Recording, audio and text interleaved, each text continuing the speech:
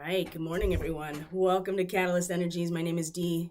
Thank you for joining me. I'm so grateful that you're here. This is the Daily Medicine Transmission brought to you by Catalyst Energies for July 21st, 2021. How is everybody doing? Welcome to the channel. If you're new here, welcome back to everyone who has been part of this journey at whatever point you got here. It's so great to have you here. And as always, before we get into the real subject matter of this transmission, just a reminder that if you find this content helpful, inspiring, you can comment, share, like, and subscribe, regardless if you're on BitChute or YouTube at this point. And that actually does support the channel, supports the content getting suggested to a wider audience. It does actually make a difference. So thank you for being here. Thank you for interacting. I've gotten some great questions lately, especially on Telegram and on the comment section of yesterday's transmission. So keep them coming, because this dialogue and this conversation is where the real learning happens, the growth happens. We interact with each other.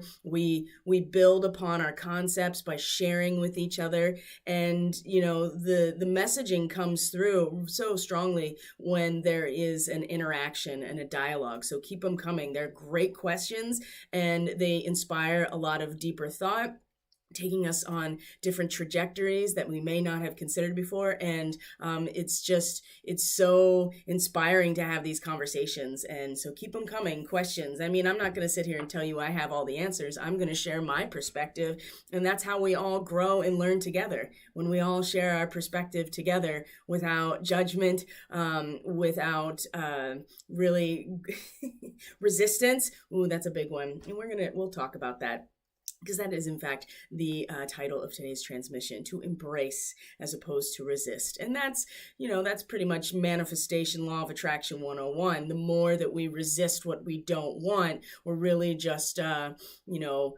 vibrating at that particular frequency. That is the resonance that we're putting out. In fact, we end up with dissonance when we continue to push against or resist what it is that we don't want, rather than shifting our attention to what we do want and living and cultivating that experience energetically, so that it actually does come to us, that it is attracted to the resonance that we put out. And it's, we're being called to the carpet now, guys. Like, it's time to step up.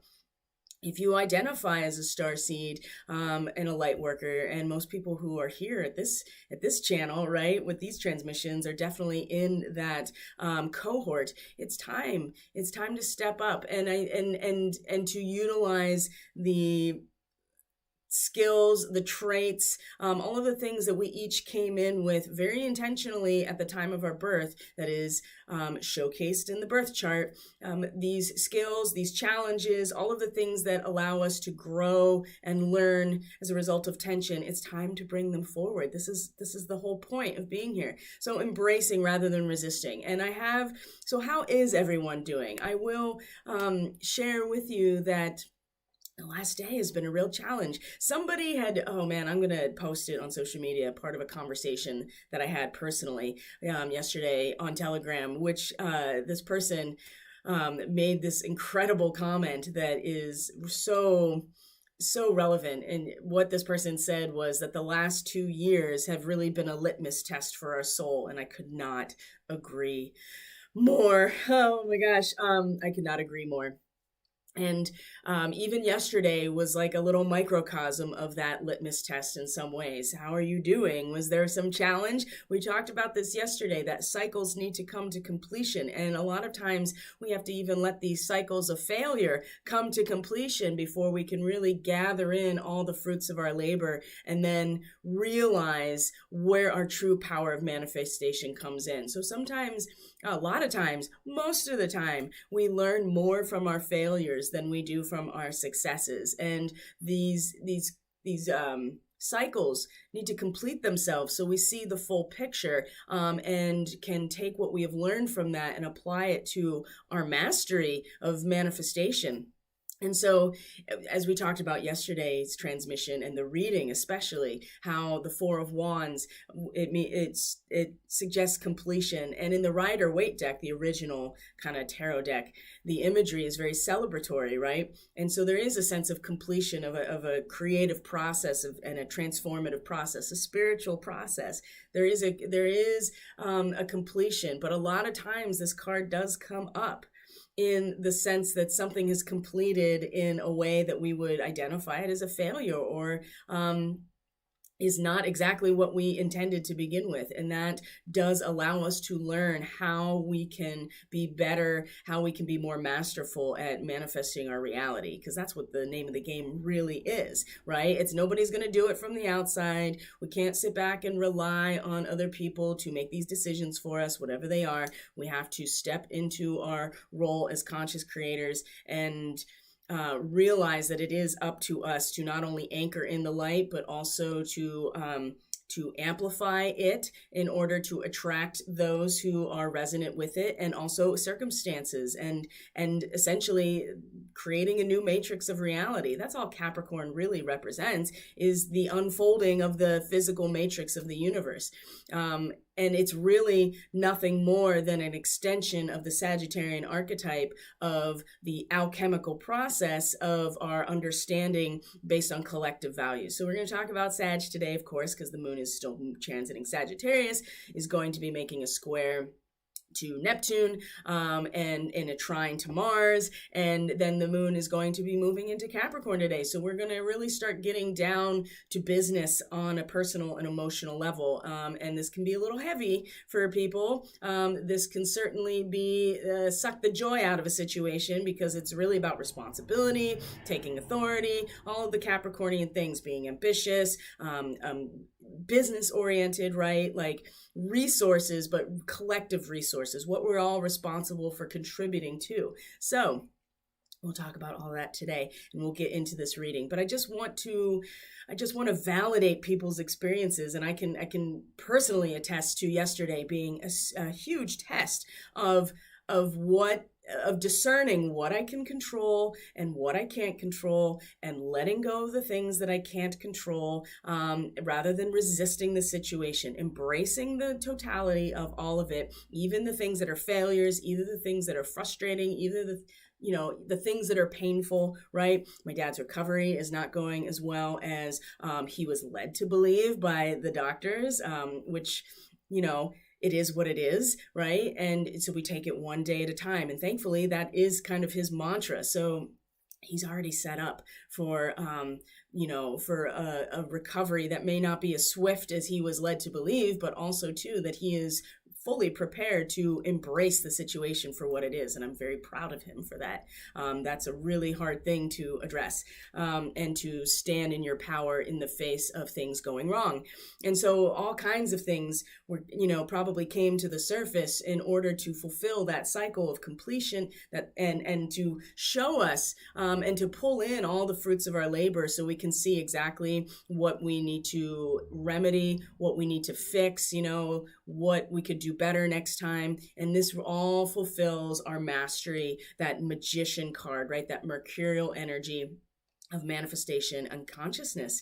So lots of opportunities are presenting themselves to embrace rather than resist, and they will continue to do so. And we should really, I'd hate to should people, I'm going to say I should, and you can say for whatever you want for yourself. I have every intention and have been taking advantage of all of these retrogrades right now. This is the time where we get to practice all of this stuff within our own zone here, right? Within ourselves. Because when things start moving prograde, starting September and all the way up into January, the fall is going to be way more active. It's going to be way more, there's a lot more momentum behind things.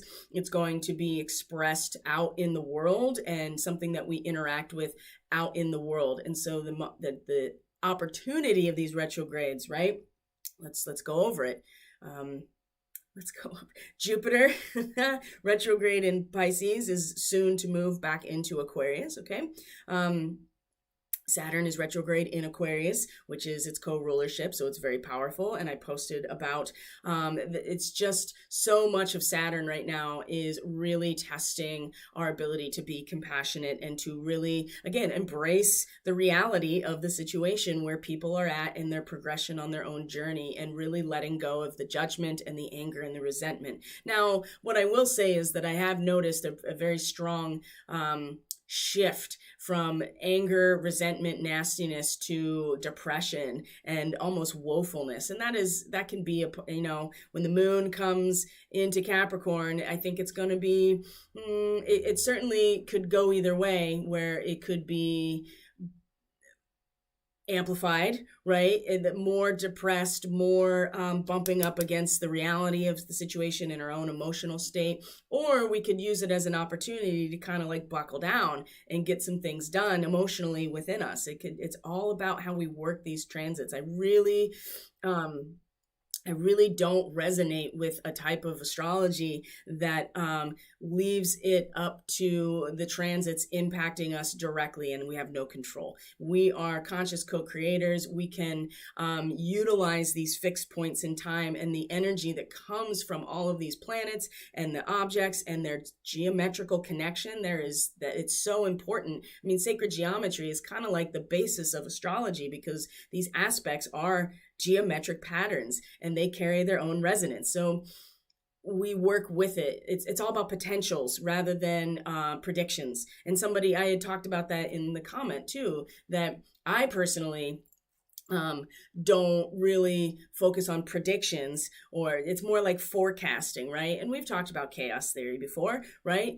Chaos theory, you can, meteorology and the weather in terms of predictions or forecasts is based, it's based on chaos, right? And chaos theory from a mathematical perspective is essential. And I've been talking about this for a long time. So I have a very good friend who is a professor of mathematics. That was his focus, is chaos and dynamical systems. He is very accomplished,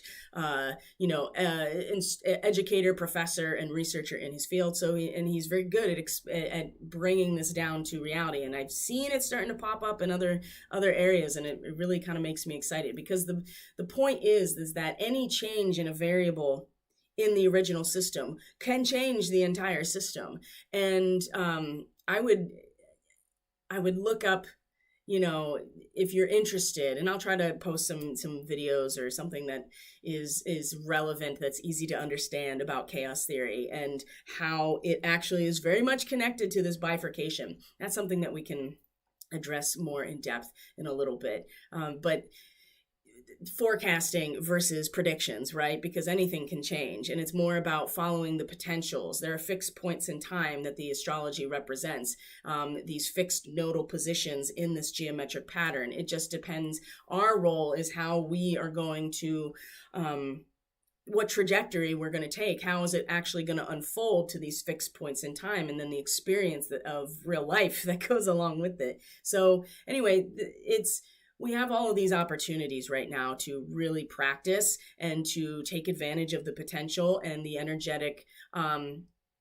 energetics of the geometry of the astrology. And so, like I said, when it comes to the fall into the winter, things are going to be moving forward, and it's going to be really important that we know exactly where we stand, that we've been doing this work in terms of embracing rather than resisting, so that when things that are really challenging start making their way, not that things haven't been really challenging, but I still feel like that what's going on right now is opportunities to practice. They are internalized expressions of these dynamics that we are creating in some ways in order to practice and to give ourselves opportunities to embrace rather than resist.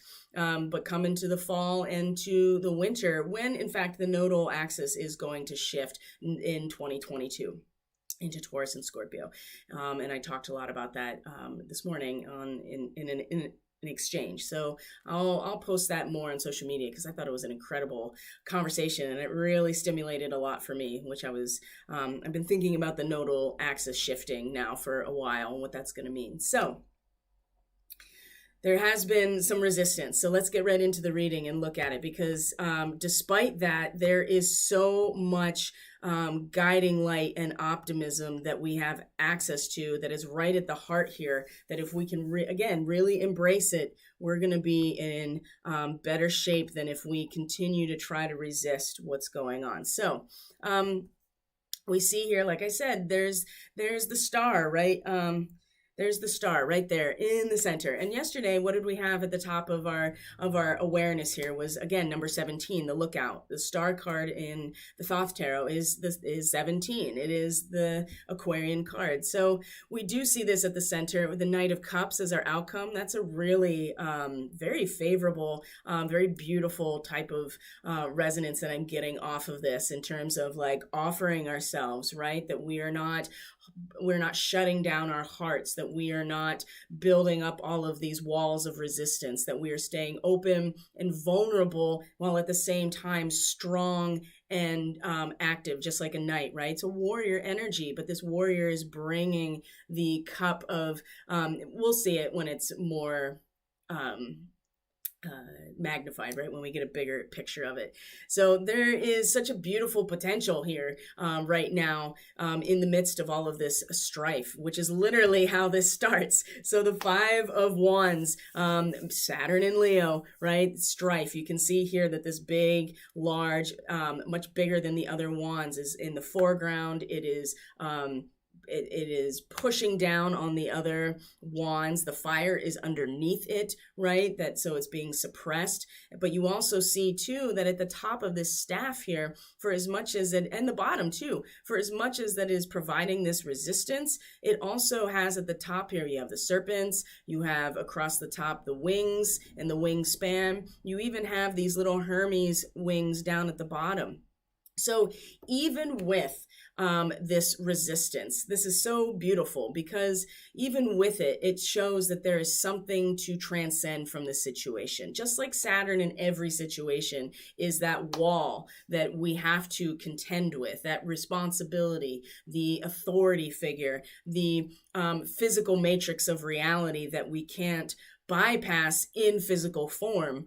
Materialism that is the very foundation of our society. Even with that restriction and crystallization, there is transcendence that is, and gnosis, right? And knowledge and access to the natural flow and current of energy that is available to us as a result of this resistance, right? It's the resistance in some ways that almost is the impetus for us to let go of it and embrace the entire situation, which in fact will then just dissolve in some ways the restriction that Saturn represents. Because while Capricorn is in fact the top of the chart and represents the zenith of our destiny, it's not the end of the wheel. And so there is more to the story than just the material zenith, right? And when we embrace everything about that, it's almost like it dissolves, because then we access these realms of Aquarius and Pisces that are not physical, but at least not in the way that science is able to recognize them or measure them yet, but still very real. So the strife now, let me show you, is reversed. And so in and of itself is a difficult card, but it certainly represents a will to break out, a struggle, a conflict, and ultimately renewal and refreshment as a result of this tension and resistance. Now, when it's reversed, again, what is the opposite of Leo? Saturn and Leo is what this card represents. Saturn in the 3rd decan of Leo. Well, the opposite of Leo is Aquarius, which is where Saturn is right now. And so we could look at that in terms of the resistance that Saturn is providing in terms of the collective energy. Leo is about the personal expression, like the individual sovereign nature. And Aquarius is the collective made up of individual sovereign beings. And so when it's reversed, some ways to think about this is that, there's a spiritual crisis, and I definitely can feel that. Aggressiveness, restlessness, destructive tendencies, like you're not really learning anything from the moment of strife. You're just resisting still. Like there's no transcendent moment here when it's reversed. Making trouble for no reason. Like it's just, there's no way to resolve this energy when it's reversed. We kind of just like banging our head against the wall, right? In terms of, you know, our own self-expression, our passion moving through us, right? The Leo energy. And with Mars and Venus, I mean, Venus is in conjunction with Regulus, the very last degree. And we'll talk about what that degree actually means today, because it's really important, because ultimately everything that we cultivate within us in terms of our passion, our creative expression, like the movement of the Kundalini through our body, ultimately it is meant to be given over to humanity, right? It's not meant to be held onto. It's meant to be given of service. And then when Venus moves into Virgo today, she's going to then take that energy and really start to apply it to her own purification, her own reconstitution. I mean, this is where the character is seen, right? In the Cancer archetype, this is where our character is developed and shaped, but it's in the Virgo and the 6th house specifically where we see our character and we actually take conscious steps to, renegotiate it, move it around, analyze it, put the things where they belong, and really work that character in a way that allows us to cultivate ourselves in service. So where we're coming from right now, this causal factor is there is strife, and in a lot of ways there is a lot of just a lot of resistance. We're not really making our way out of this necessarily. Now remember, this is a collective reading. This is not necessarily addressing any specific group of people. This is just where we are as a planet kind of coming together, and the overall read of where everybody is when they come together with all of their separate and individual experiences. So there is strife, and I do feel like that there is a spiritual crisis. There's a lot of restlessness, and in fact there is like this wanting to resist and really struggling with the things we can't control, and transcending them and allowing them to just let go of them, right? And to let go of them in our own hearts, right? Leo is about the heart,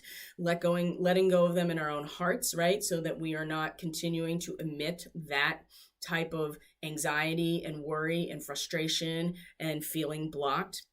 And then when we come into the heart of the matter, though, that's the thing. This is the causal factor. This is what's been happening, right? And then we come to right now, right? The heart of the matter, right? The heart, the actual heart, the axis point between what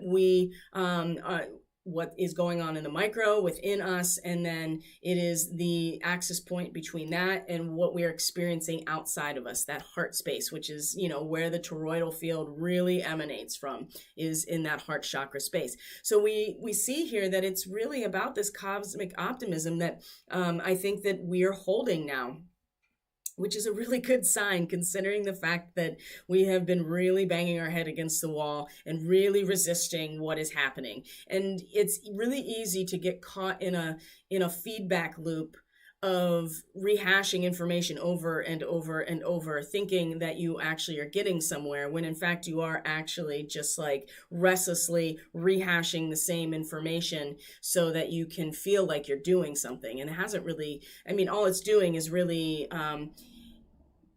reinforcing in some ways the resistance. So there's been a lot of that. And now we find this moment, and you can really, I feel like that there has been a shift collectively into the necessity to have this guiding or this optimism and trust in nature, right? And so the Aquarian card, the star card, look at this individual that's portrayed here. She's bathing herself in starlight, and at the same time is also giving to the planet, right? There is this give and take energy that is part of the Aquarian archetype as well. So we optimism, trust, cosmic coherence, really just embracing the bigger picture and trusting it and having trust within our hearts. This is a really, I mean, the star has been coming up quite a bit lately. And I feel like this is indicative of as we move closer and closer to the age of Aquarius, actually being, actually transpiring, right? That we're not quite there yet, but I think Pluto's got to get into Aquarius first before we can even start. That's just my astrological opinion. Before we can even start talking about being in the age of Aquarius, because Pluto is the transformative power that is in the chart. So, but at the heart here, this is so beautiful that we are embracing this cosmic optimism and this trust in the guiding light of God, of divine source, of humanity, and our capacity for compassion for each other, and the real energy that the power of a cohesive collective that is made of truly sovereign individuals that are vessels for divine source to move through them. So when we see life this way, then we can embrace optimism and really tap into cosmic coherence, trusting what is happening, trusting nature. And this is something that I want to bring up just because when the nodal axis shifts and the North Node moves into Taurus, I mean, this is going to be like a Pleiadian revival, right? We are going to be drawn towards collectively really starting to embed ourselves in the natural rhythm and pulse of nature in order to really be in the flow. And so this, I feel like we're holding this now in our hearts, even when there is some depression, even if there is a certain amount of sorrow that goes along with it. At least you're embracing instead of resisting it through the anger and the resentment and the judgment and the constant pointing finger, whatever. I mean, everybody's doing it. It doesn't even matter what position you find yourself in. And this is not necessarily about the overarching, agenda of those who have put themselves in positions of global power. That's a totally different story. This affects them too. And, but this reading is not for them. That's pretty clear. They've made their choices. There's always opportunities for redemption. Always. It's always, but you have to accept it. You have to acknowledge it. You have to humble yourself in order for that to be the case. So where are we? What's going on in the background? What's going on subconsciously that they're not quite aware of, but is absolutely influencing our what ends up being our conscious attention? Now, Archangel Gabriel, another archangel. Isn't that interesting? So that's 3 archangels in the last 3 days. And so Archangel Gabriel he's got the crest of Mercury on the chest there, wingspan open wide, 2 birds in either hand. He's got the trumpet, right? This is the voice. This is the divine messenger. This is the voice of God, right? Also related to fixed star Fomalhaut, which is in 3 to 4 degrees Pisces. So Jupiter is moving away from this position and will dip back into Aquarius. It will go back to about roughly 26 degrees Aquarius before stationing direct and then coming back into Pisces. So we could see this in a way where this divine messenger and energy is starting to, I don't want to say it's waning, but we are moving away from Fomalhaut. Jupiter is, right? Jupiter, the defender of our social values and our collective values, right, is in that 0 to 1st degrees of Pisces right now. This also does suggest to me that there is a difficulty in communicating, that people are in some ways had been filling their mind with negativity and not speaking out for ourselves. Now, I think that even though this is running in the background or this is in the subconscious, what is so beneficial about these readings that I have found is that it gives us, it's not just you, it's me too. It gives us, a reference point for what is normally something that we don't actively look at, which is our subconscious, right? You have to be doing work on a regular basis in order to access your subconscious and to understand. So dream work obviously is a big one. Meditation, prayer is allowing the conscious mind to settle and allowing these subconscious constructs to come up to the surface so they can be seen.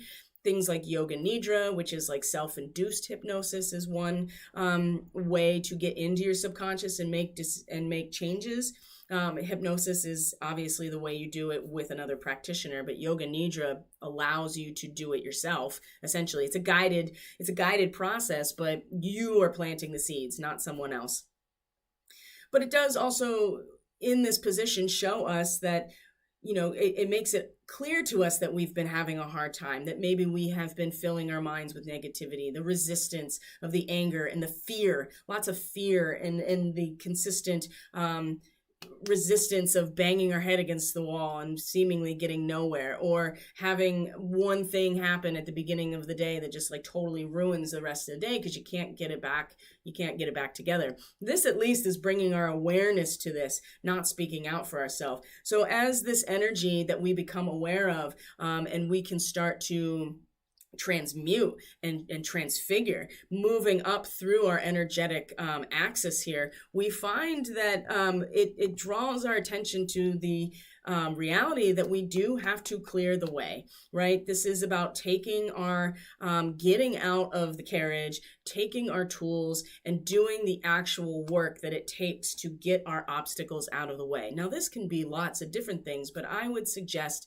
that we see this in a very mental type of way. Since we are talking about communication, we're talking about messenger, and we're talking about energetic resistance versus embracing it. Like, we have to embrace the reality that we still have to get this shit out of the way, right? And it's going to take actual work. Like, we have to get out, we got to get our axe, and we have to chop away to get this obstacle out of the way from going home. And the square with Neptune, the moon in a Sagittarius in a square to Neptune today, is really challenging our ability to do this, because Neptune keeps bringing us back to like this shame and guilt type of thing that has to do with not really being where we thought we were, or having to address our limitations in order to really fulfill our dharma, right? The illusions are dropping, the veil is dropping. It's all very clear with Neptune retrograde right now.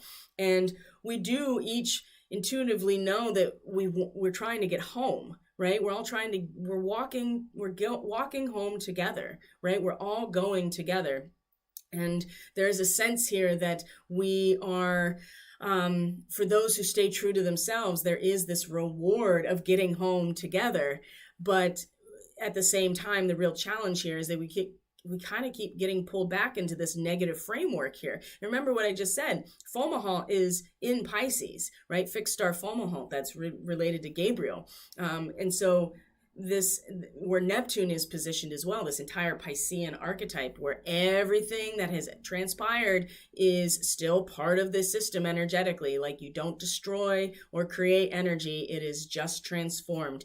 And we still have to deal with the karma of reality. And so we do see that we have to get out and clear the way, like actually do the work, which means that we have to and I remember Jason Estes said this too, and I totally agree with him, and I've been saying it for weeks, if not longer, that it's not an option anymore, really. Like, you need to be meditating every day or praying every day. Like, you have to have a practice every single day now, multiple times a day at this point, I would argue. A couple minutes of self-Reiki, couple minutes of free writing, couple minutes of going outside and just sitting on the ground or taking a walk without any other disturbances. It's absolutely essential now. And this is part of clearing the way. The keys are very material.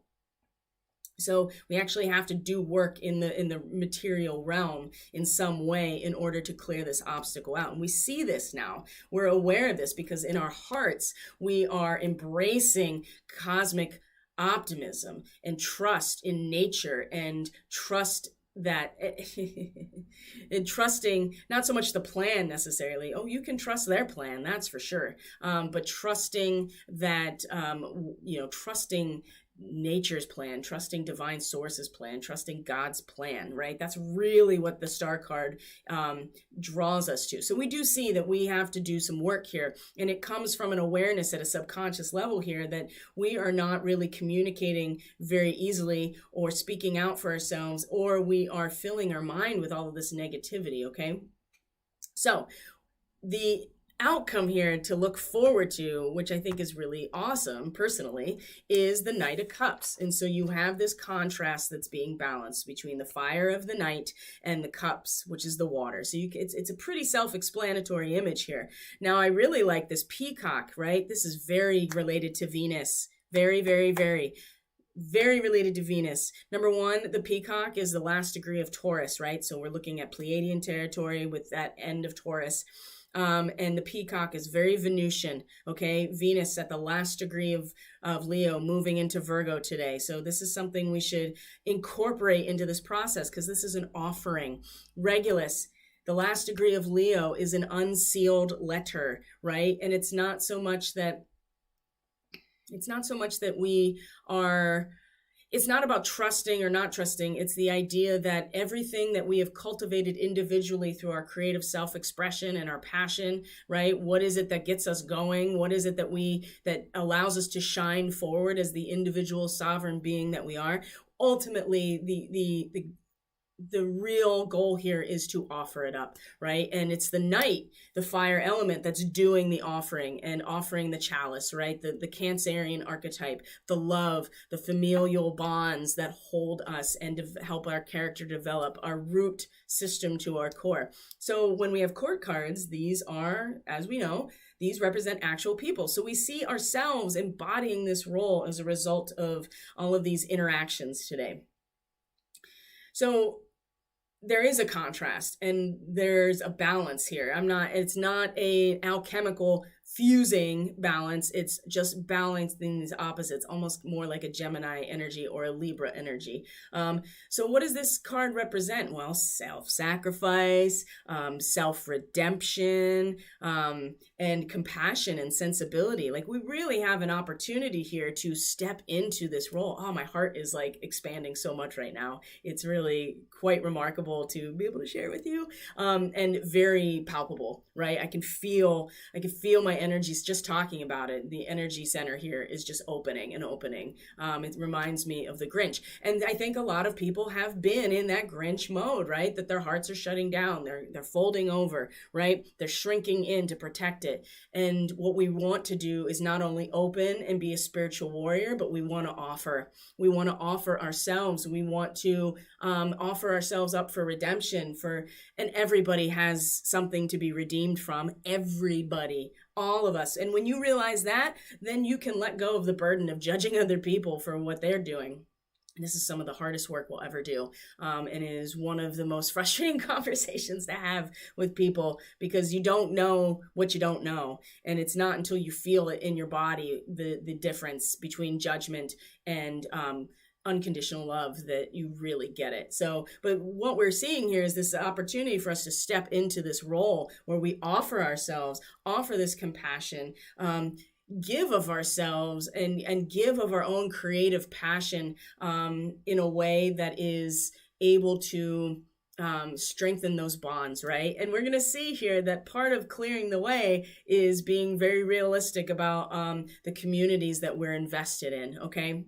Because that's also what we have to acknowledge as part of this. It's not just kind of like, the empath curse basically is just like, I just gotta give myself to everything, or that whole martyrdom Piscean energy of just like, there are no boundaries there, so I'm just going to give myself. Cancer is all about the boundaries. That cup is the boundary. The shell of the crab is the boundary. There needs to be protection and stabilization in order for character and emotional vulnerability to develop. And this is what us as the Knight of Cups is able to offer. So either a teaching, either compassion, sensibility, tenderness, all of these things, but from a very passionate, active perspective, right? The Knight is the warrior.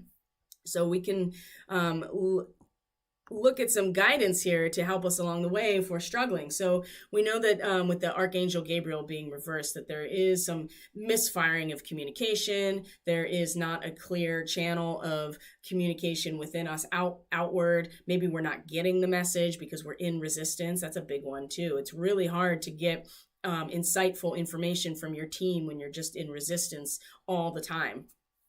So the light of the world, right? Higher self is knocking. You're going to answer the door. It's important that you are able to hear when Archangel Gabriel is knocking at your door, ready to give you a message. And if you're still like caught up in the narrative in your mind of just like, negativity, and this is what's wrong, and this is what's wrong, and this is what's wrong, and this is what's wrong, you're not gonna let it in. So here's the cat being like, hey, dude, what's going on over here? Are you going to open the door? And remember, the feline archetype the feline character is very connected to the Lyran starseeds. So, and they are fearless, right? They're fearless. They are, Lyran starseeds will pursue their dreams. They're going to open that door and be like, come on in, right? I don't even know you, but we're going to sit down and we're going to have a conversation.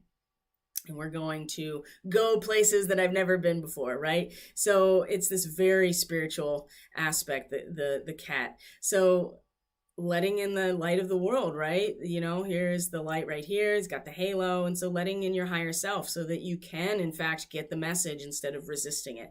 And then the polar bear is here to remind us, again, to stand up for yourself, speak your truth respectfully and compassionately, no attachment to outcome, right? Again, the Knight of Cups, there's no attachment to outcome here. There's a complete offering of self or a complete offering of love and compassion without any expectation, right? It's offered for the sake of offering it rather than like, what am I going to get out of this? Or getting upset when people don't respond the way that you want to. That's a big one too. So stand up for yourself, know the difference between being abused. And I talked about this yesterday. This was posted on social media. There's a difference between actually being abused and people just projecting their own drama out onto you. So either way, it's important to stand up for yourself and speak your truth compassionately without attachment to outcome, but you also want to really you want to express yourself from your heart.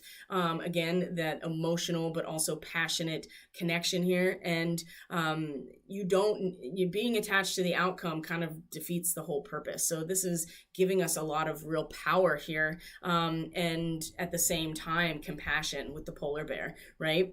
I mean, we've all seen those videos. I mean, Coca-Cola made them, made the whole polar bear family, an icon, right? And they're just so cute and stuff. And remember, polar bears are hunters. They're predators, right? They're ruthless at the same time. So you can take these two aspects and kind of put them together. Not suggesting you should be ruthless and predatory. I'm just merely suggesting there's a lot of power and there's a lot of compassion that the polar bear is representing for us right now. And then again, the zebra, this came out yesterday, same position. Let go of your fear. Know that you're safe, right? Are we going to have cosmic optimism? Are we going to trust nature? Are we going to trust God? Are we going to really embrace our faith in the good of humanity and know that we're safe and protected at all times? Because it will take some camouflage as we clear away the debris, we clear away the obstacles. And part of that is clearing away the toxic people in our life that we had been connected to,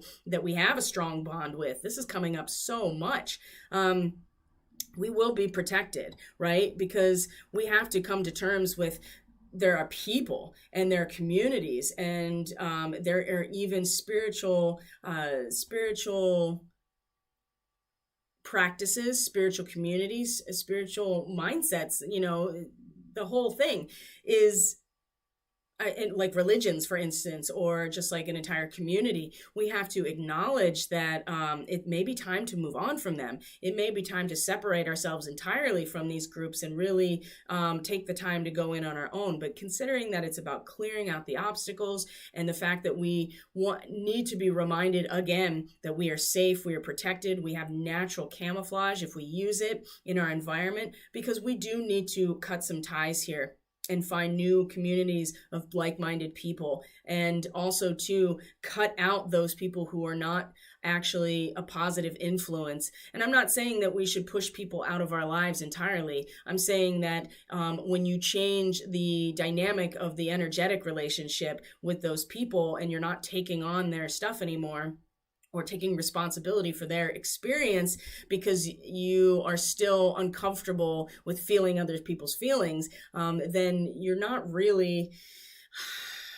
actually really stepping into your power at all, right? The Knight of Cups is a powerful card because there's a warrior energy here and a vulnerability that's being offered, but there's protection here, right? And part of the protection is getting out, clearing away the relationships and the energetic and emotional connections that we have that have really just been bringing us down, right? And this has been really difficult. People in their families, right? The people closest to them, their partners, their spouses, their children, right? It's really coming to a head now. And part of it is,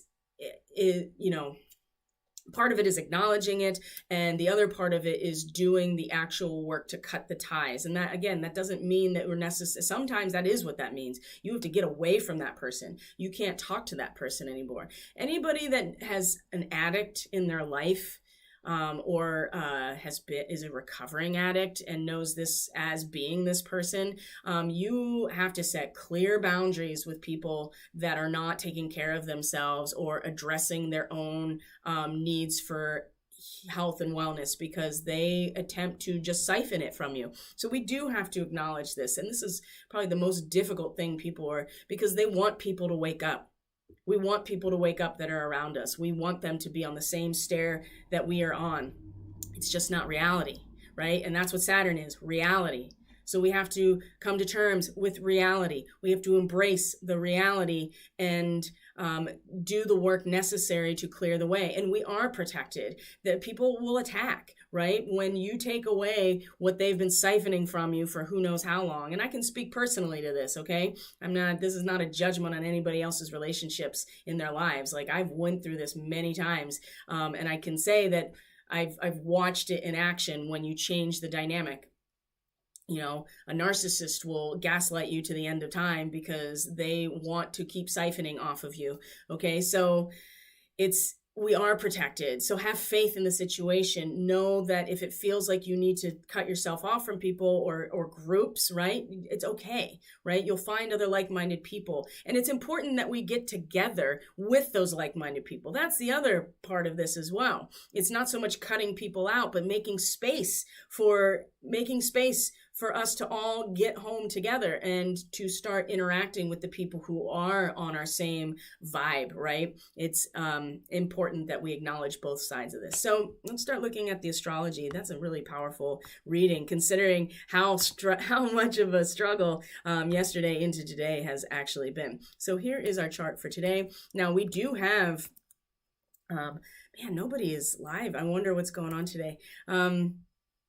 We do have a full moon coming, okay? We have a full moon in Aquarius that's coming. And it's such at the beginning of Aquarius that I believe that we're going to have another full moon in Aquarius at the end of the month, because it's so at the beginning. So that's going to be interesting in and of itself, like really kind of doubling up on this full moon in Aquarius at the beginning and at the end.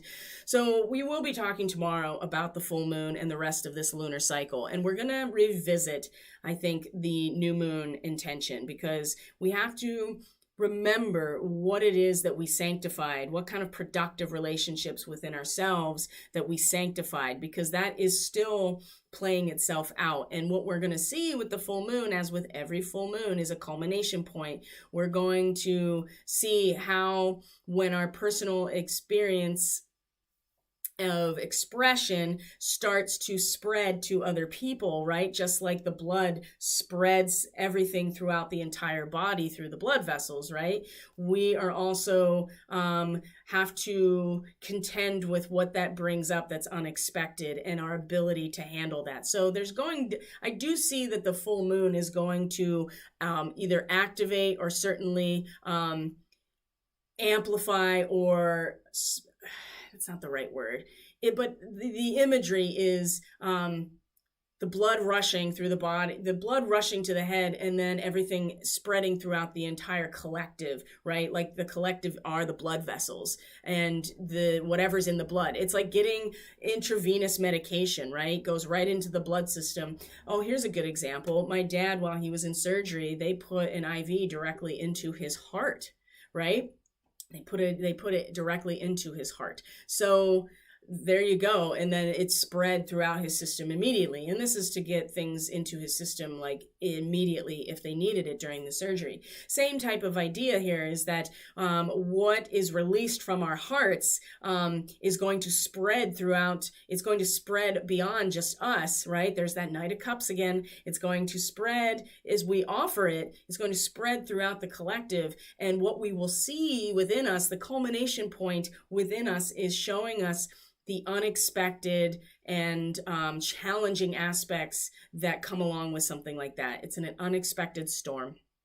And in some ways we are expecting it. And that's important to realize too. But what it does show us is within us what we need to let go of, and what has actually been as building from that sanctification point, what has built to the point where we individually and intuitively can handle, right? We can handle what is being placed in front of us that's unexpected. Because for everything that humanity is able to build, nature takes it away in a hot second, right? And that's what that degree really means. And so there's going to be kind of like this inflation, right? This mass circulation that's going to happen, and in terms of our expression that's happening outside of us, that is going to shine a light and illuminate within us that aspect that what that culmination point within us of what we're going to do in the face of an unexpected storm, essentially. So lightning is a big part of it. And as we know, that is in the beginning of Aquarius is Aquila, constellation Aquila, the eagle, and specifically which is the eagle that carries the lightning bolt of Zeus right on its back. And so we're going to see how that unfolds. It's going to be very interesting. So we'll talk about that way more tomorrow in the report, because I'll be taking Friday off as well, because I'm going off the grid for the weekend. So we'll do the astrology report tomorrow, and there'll be no transmission at all on Friday. So here is today's chart. Let's get into it. Like I said, the moon is in Sagittarius. It's going to be coming into Capricorn today as well. And so we're going to feel that shift in reality here. Let's see. It is the 21st. Okay. So what are we looking at? So the first thing I want to draw attention to, as we talked about actually earlier, is the square between the moon in Sagittarius and Neptune retrograde in Pisces. Now, this degree, 24 degrees of Sagittarius, there's a couple things that I want to bring up before we talk about the square. And I already addressed it, because it is about the homecoming, right, in Sagittarius. The rewards that are waiting for those who stay true to themselves. And when I say rewards, it's a collective reward, right? And two things about this degree. Number one, Ras Al Hague, right? This is the star in the head of Ophiuchus, the constellation Ophiuchus, or Asclepius, the snake charmer, the snake bearer, the master of medicines and homeopathy and things like that, who was able to raise the dead, and according, in Greek and Roman mythology, was also then immortalized in the stars, because he was an incredible healer, but he could not be allowed to continue to raise the dead. And so they were like, well, that's gonna completely screw up the natural order of things, so we got to take him out. So, but also was acknowledged for his incredible skills, and so he was immortalized. And so the head of the snake charmer, this is Ras Al Hague. This is where the moon is at in this square to Neptune. Also, it was the degree of the total solar eclipse that happened in December. I keep bringing it back to this eclipse because this was a really important marker, because this was also around right before the grand conjunction of Saturn and Jupiter in 0 degrees Aquarius. Okay, that I feel like that eclipse is still reverberating, to be perfectly honest. And so here we come back to this point in the moon. So we have like this internalized, intuitive, adaptable experience when it comes to this energy, but like I said, squaring Neptune in Pisces, which is just, Neptune in Pisces is just really, nothing is a match for it. It's the great dissolver, and it's in its home territory of Pisces. Everything goes back to source. Everything goes back to the ocean. Everything goes back to the collective unconscious and to the Akash, right? Everything is accumulated at the end of the cycle and then is released back to its origins. And so we have to come to terms with what that is. And so again, like I talked about, that square is a real challenge because we see where we're going. We do acknowledge where we're going. We see that there are obstacles that we need to deal with. And we do understand the potential reward that's waiting for us, but it's really a struggle here with this mutable square to Neptune that is just retrograde, that has just taken away the veil. So, and we have to be realistic about our limit. Like I said, just over and over and over, being realistic about our limitations, learning how to focalize with what's right in front of us and address what's right in front of us while we are surrounded by the collective unconscious in the form of the ocean, right? So we do acknowledge that we're going somewhere. We see where we're going. We feel it, right? We feel it. And the square is just going to force us to change our trajectory a little bit. It's going to force us to maybe get out and work a little bit harder at clearing the obstacle out of the way, because we have to focus on what's right in front of us, regardless of, we can see into the future, right? That's the thing. We can see the potentials unfolding, and the moon allows us to do this because this is our intuitive psychic nature. So we can see, right? We can feel it. But at the same time, we still have to be realistic about where we actually are and what we have participated in creating up to this point. And now we have to see it very clearly. So that started this morning. And then we come into a trine with Mars, almost right after that, right? 24 to 25 degrees of Sag and Leo. So this fire trine is also bringing our awareness to this. Well, it's like, how do I say this? It's not so much fake it till you make it, where the moon in Sagittarius is, but it's an anticipation of what we're going to mature into by playing that role, like a child on a rocking horse, right? You're just like, one day I'm going to grow up and be a cowboy, right? And in the meantime, you're just, on the rocking horse, and it's very rhythmic, right? There's almost a sexual connotation in terms of the rhythm and moving back and forth, but it's really much more,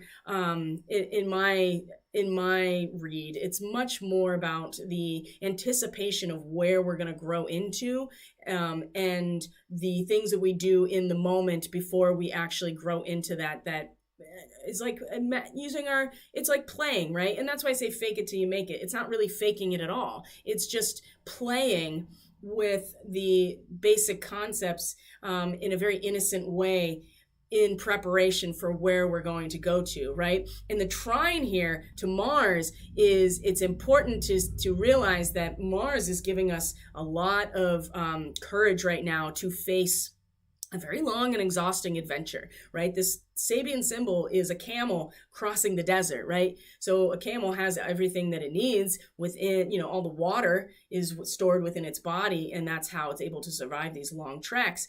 And it shows us the importance of independence from our surroundings and self-reliance, right? If you've ever been to Burning Man, and I like pre 2015 Burning Man, there's a whole set of principles that were part of that experience. And one of them was radical self-reliance, right? There's nobody there you cannot rely on anybody else to take care of you, even though it was a gifting economy, right? There was no money necessarily exchanged except for very basic things like ice, right? There's ice, and then there was like the big coffee tent in the middle of the playa or in the middle of the city, and you paid for that too. But that was probably really, I would imagine that a lot of that was going back into funding like the power and stuff that was needed to actually create Black Rock City. But it's radical self-reliance. Like, you have to rely on yourself. You can't come into the situation of a gifting economy expecting people to give you stuff, right? And Mars is at least enough of a warrior that is able to be self-sufficient, right? Mars rules Aries. I mean, Aries is all about that ego consciousness and that self-actualization. And so it's not too difficult to wrap yourself around the idea of self-sufficiency with the warrior energy. And so, but it's a long journey, right? And it's exhausting. And so this fire trine here is giving us an opportunity in our own personal experience to kind of to play, right? To engage, and this is where the retrogrades come in, to engage in some sort of playful practice of where we're going to mature into, right? The little boy on the rocking horse that is eventually will grow into being a warrior or a cowboy or riding the camel across the desert, whatever you want to look at. That is where we're headed. And the trine here, right, is a beautiful fire trine connection that is allowing us individually to practice this, and Mars showing us that we have the capacity and the stamina to actually make this journey, right? So that is that fire trine. And then from there, let's see here, from there it's the moon comes into a quincunx with Ceres, who is at fixed star Algol right now. Ceres, the goddess of the grain and agriculture and the actual sustenance of the planet, at fixed star Algol, right? There's a release here that needs to be made, right? We need to give of ourselves in some ways. There's a lot of this energy today, actually, giving of ourselves, and not in a martyr way, but releasing that which is no longer needed in order for us to grow and to address the bigger issues. So there is this quincunx. You don't see it on the chart here, but it is certainly in Taurus where Ceres is, and at the same time is in a square to Pallas Athena, also in a retrograde in Pisces now. And so these two at the same time, we want to keep using these beautiful, the end of Sagittarius, right? We're getting into the galactic center area now. We want to be able to continue to use the structures and what we have created from our understanding. We want to keep using the ones that are still standing, right? That are still, it's like a bridge over a stream, like an old covered bridge that's been there for so long, and people still use it because it's functional and it works and it takes us over the stream, right? The challenge here with these two goddess asteroids are having to do with, well, the quincunx to Ceres that will force us to adjust ourselves is that we have to let go of the past, right? We have to let go of the past and embrace the reality that we can still experience renewal, even though something very particular is being released as a result of natural cycles, right? Again, within us, we want to keep using this bridge, whatever it is. Now, remember, Sagittarius is where the South Node is. And, the end of Sagittarius is certainly very far along, away from Antares and the South Node, but it still stands that we want to continue to utilize that which has bridged a gap through our understanding. And this adjustment with these goddess asteroids, either the square or the quincunx, is really asking us to consider how we can do that while at the same time letting go of what needs to be let go of, and embracing that there's always the opportunity for renewal, right? Maybe we need to take a different pathway. Maybe that bridge is actually falling apart and needs to be reconstructed, or perhaps just built a new one, right? And with Pallas Athena in Pisces, we also have to acknowledge, especially now that the goddess of strategy is in a retrograde in Pisces, that we are going back into this territory now where we've seen the fruits of our labor in their full illumination, right? The full fertile garden under the moonlight, right? Everything that we have done coming to fruition, and we see it. It's shown to us under the light of the moon. Now she is going retrograde again, and is going to eventually meet Neptune. And the strategy here is to go back over these areas. And again, this requires, as a strategy, but it requires that we go back into these areas where the moon is just like, no, let's forge ahead. Let's create new things. Let's use our collective understanding and belief systems and values and create something. And the goddesses are just like, well, there's things you got to let go of first. Or you got to go back over some old territory and redevelop your strategy here, because this old bridge, it might be in constant use, but it might be falling apart too. Well, it's something to consider. And then the same kind of thing, the moon comes into a quincunx with the sun, right? Again, this is why it's important that we address the original new moon intention as we're embarking on a full moon, because this quincunx is going to, again, give us an opportunity to adjust ourselves. Now, the sun is in the last degree of Cancer, right? This is the glorification of the past. This is the individual identifying themselves through the heritage and the lineage, right? Because we're about to embark on Leo, the sun in its home territory of Leo, right? Full expression and blossoming of who we are. And it comes from an identification with this entire heritage that Cancer represents. Now, the quincunx, again, is with a moon at the last degree of Sagittarius that represents the Pope, right? And what is the Pope? Not literally, but the Pope is an archetype that represents it is in fact a representation, an earthly human representation of the collective value system, the religious systems, the philosophical systems, the belief systems of a society.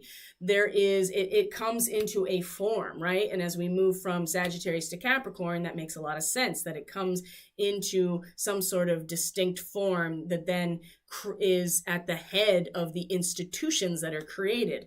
So we are expressing ourselves and identifying ourselves through this lineage of the familial matrix, of the heritage that we come from, the glorification of the past that is built up over time. And we're going to take that into this Leo time when the sun moves into Leo. The quincunx here is that we are still on some emotional level, maybe intuitively, subconsciously, we are, trying to find this representation of our collective value system within us. And it's not going to fit, right? It's not going to fit because we have to acknowledge so much of this chart today is acknowledging what needs to be let go in order to move into new territory. And Sagittarius is really the strongest when we operate out of a collective value system that ultimately is failing, right? We have Pluto and Capricorn, which is the institutions that are built from this collective paradigm. So there's, again, lots of adjustment opportunities today with this moon in Sagittarius. And at the very same time was in a trine to Venus, which is in the last degree of Leo, which we just talked about, right? The unsealed letter. Nothing is ever really meant to be everything is inevitably meant to be shared with all. We're not meant to hold our passion and expression just for us. This is such a corrupt use of the serpentine energy, a corrupt use of the Kundalini. This is the Draco star seed. Well, I wouldn't say that. This is the Draco archetype inverted, right? That it is kept for their own benefit. And the last degree of Leo is the fact that it's all meant to be shared. It's a public message, right? That letter is a public message. And when humanity's reached a stage where it can interact with that message, then we all become one, right? We start resonating on the same vibe. Nothing can be hidden or permanently sealed. It's impossible, right? And we don't realize that a lot of times until Pisces. And that's where the retribution comes in and redemption is an option. But we can really harness this energy right now. And communication and sharing must always prevail over the will to glorify ourselves, right? Claiming sole possession of ideas and information, right? I remember when plagiarism was actually enough to get you expelled out of university. Now it's just common that people just take each other's work and say it's their own so they can get more clicks and get more subscribers and all of this other stuff. Like, it's just totally fine. And people are just like, oh yeah, I don't understand how people have gone through university education and don't understand what citing your sources means. But anyway, I digress. But not really, because this is where Venus is. So this is really going to make itself known in our relationships, in our material world, what we value, who we value, what leads to our comfort and security, all of the things that Venus represents. And when that happens, she is going to move into Virgo today and really start to make some actual moves, adjustments, right? Reconstituting herself and value based on what comes to be known through this unsealed letter, right? There's no way to hide anything ultimately. And yesterday I asked if anybody knew who notable has this on their ascendant, and nobody answered. So I'm just going to tell you, it's President Trump. He has his ascendant at 29 to 30 degrees Leo, in conjunction with his Mars. So, I mean, I don't know, just something to keep in mind here, that where Venus is sitting on his ascendant, Mars is going to come back and meet his own Mars on his ascendant, about nothing can be hidden or permanently sealed. He has certainly, and you know where the big eclipse was in 2017 was on Regulus, right? And so that's still reverberating. And it's very, just kind of wrap your mind around it, regardless of how you feel about him as a person, as a politician, or as a leader, as a public figure. He is, in fact, in my opinion, he is fulfilling his role just beautifully. It is his role that is allowing for the disclosure of things that are meant to be shared with everybody, right? He is, in fact, the unsealed letter, and it's through him that is expressed. And Mars sitting right on top of his ascendant, he's got all of the warrior energy to back it up. So I wouldn't be surprised as we see Mars coming closer to Regulus that something comes out, right? Something comes out that he communicates, his team communicates, something major shifts, right? It's just something to think about here. And it's not meant to endorse anything or not endorse anything. I'm just telling you what is, right? And my interpretation of what he has, love him or hate him, it doesn't really matter. He is exemplifying his role so well, right? Because it's been his role. It's been his everything that he has done over the past 4 years plus has in fact been bringing everything to the surface to be seen. So we have that the quincunx, but then the moon is a trine, right? And so again, we can, what is it that we are going to, what is the symbol of our collective value system, and how does it relate to Regulus? Well, it's going to come out as a result of whatever is unsealed, whatever is made available to us to connect to. And if we are open to that, then that can really inform what it is that we identify as the earthly representation of our collective value system. And it might change, right? I mean, this fire trine here at the very last degrees of Sagittarius and Leo is very powerful. And it's these two feminine archetypes, the moon and Venus. So it'll be about what we receive. It'll be about what we feel. It'll be about what we intuit, right? It'll be about what's harmonious and balanced. So that's going to be happening later today, right? So 6 o'clock Eastern Standard Time. So it's going to be an interesting day. And where do we go from here? Then the moon moves into Capricorn, comes into a sextile almost immediately with Jupiter retrograde in Pisces as well. And this is where we start to really consolidate our power emotionally and intuitively, right? We start feeling like it's time to start getting down to business. We might start feeling some resistance, even more resistance. And, this is where we the power, this is where we claim power for ourselves, and it's about the power and responsibility implied in any claim for leadership. And remember, Jupiter is a leader, and Jupiter may be retrograde right now in that first degree of Pisces, but it is certainly providing an investment opportunity here for us to claim our own power and the responsibility that is implied in the claim of that power. So it's something that we're going to be personally experiencing, and we can invest this into where Jupiter is, which is expanding on the entire collective system that is all commingling together, right? Jupiter is expanding it within us. It's making this whole all of this more, I wouldn't say more accessible, but it's expanding and even advocating for the fact that, nothing is separate from anything else. And in fact, there is a lot to be gained from all of this connection if we can harness it. And Jupiter is, in fact, our advocate. So there is, if we are taking the initiative to claim power and responsibility for ourselves wherever we are, even just in our own life, we will be supported by Jupiter, right? Jupiter that is expanding on the reality within all of us, that there's no separating ourselves from anybody else. So we might as well step into our power and claim it and have some boundaries, right? And then the moon comes around and is in a square to Vesta, which is now in Libra. So 2 degrees Capricorn, 2 degrees Libra. And Vesta in Libra, right? This is about the transfiguration of material reality, the application of our knowledge to find a balance in the community, right? Vesta is the hearth flame that supports us, and supports the community, is the spiritual essence and the fire at the heart of the community, and sustains it. And so she is now focusing her attention on the balance of relationships, the balance within, and justice within the community itself. And the square, oh boy, that square with Capricorn, right? It really shows us that for all of one of the responsibilities that goes along with claiming leadership, one of the inevitable outcomes that we have to accept is, if we do this, that there's always going to be this potential to have to wage war in order to protect that leadership and that power, right?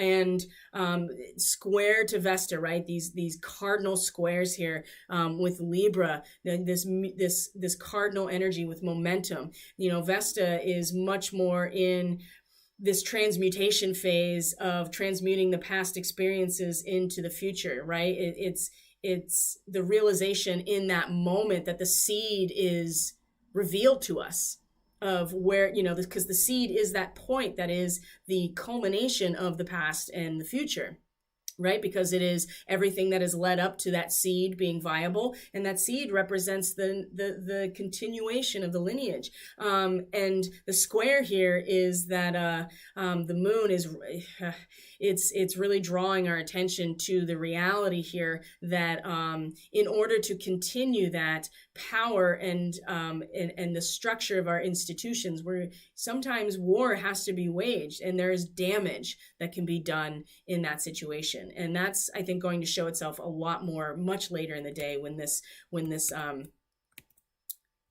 this is tonight, right? So by the end of tonight, the end of today, or early in the morning, depending on where you're at in the world, right? There are people listening to this from all over the place. It's really going to present itself much later in the day, this cardinal square that is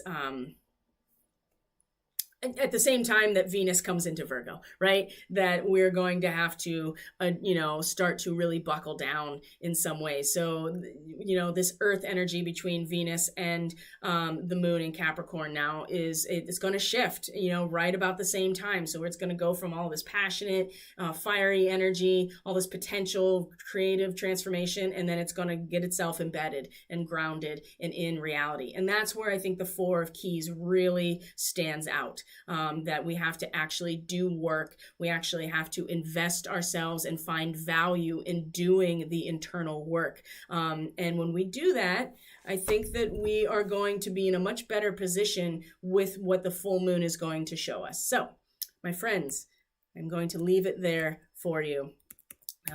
I hope everyone is doing well, taking very good care of themselves, staying hydrated, staying rested, right? Staying rested. It's important that we embrace rather than resist know what it is that we can't control and let go of it, and be aware of what we can control in our own lives, and do whatever, work to actually utilize that and our original unique skill sets. We're all here for a purpose, and we all have our part to play, and we have to be aware of that. So we're being called to the carpet. So it's time to start, if you haven't already, it's really time to start taking responsibility for your resonance and how much it impacts the collective. So my friends, I love you so much. I truly appreciate each and every one of you. You know the drill. Everything you need is in the description box below. If you want to book a reading, you want to get on social media, all of that stuff is available to you in the description box below. I'll be checking in with you at some point later today, and we will talk about the full moon and the last half of the lunar cycle on tomorrow's transmission time. Okay, guys, I'll see you tomorrow. Bye.